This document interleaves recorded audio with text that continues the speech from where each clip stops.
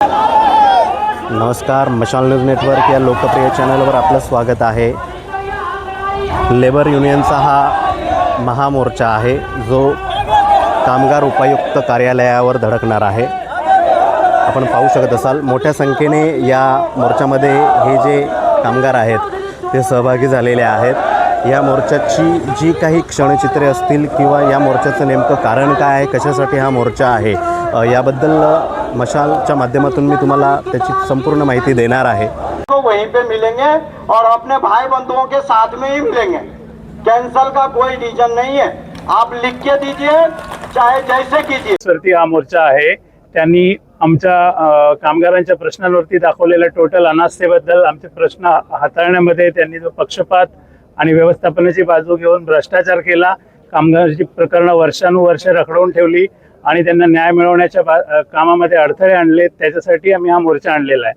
सुरुवातीला आम्ही 500 कामगार जेव्हा काढून टाकले तडकाफडकी 2022 मध्ये, त्याची एकच केस केली होती। ती एक केस त्यांनी नाकारली, ते तांत्रिक कारणाने देऊन नाकारली। त्याच्यानंतर आम्ही सलग 500 कामगारांच्या वेगवेगळ्या केसेस 500 दाखल केल्या। त्या केसेस सुद्धा त्यांनी एकाही केसमध्ये नोटीस इश्यू केली नाही, कुठलीही कारवाई केली नाही। आणि हा एकदम संवेदनशील इश्यू आहे की कामगार वर्गाला काढून टाकलेला आहे विदाउट इन्क्वायरी आणि त्याचा पोटापाण्याचा प्रश्न निर्माण झालेला आहे। असं असताना सुद्धा या शासकीय कार्यालयाने आम्हाला कुठल्याच प्रकारची मदत केली नाही, म्हणून आम्ही हा मोर्चा इथे आणलेला आहे। आणि आमची हीच मागणी आहे की कामगारांच्या प्रश्नावरती जागरूकपणे या लेबर ऑफिसने लक्ष ठेवलं पाहिजे।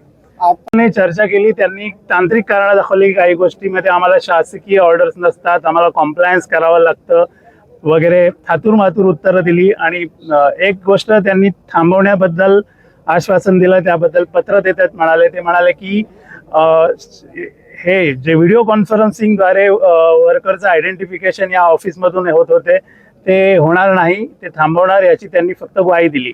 म्हणजे कामगाराच्या वरती डायरेक्ट अन्याय जे करत होते ऑफिस कंपनीशी संगनमत करून, तो तुर्तास थांबवला।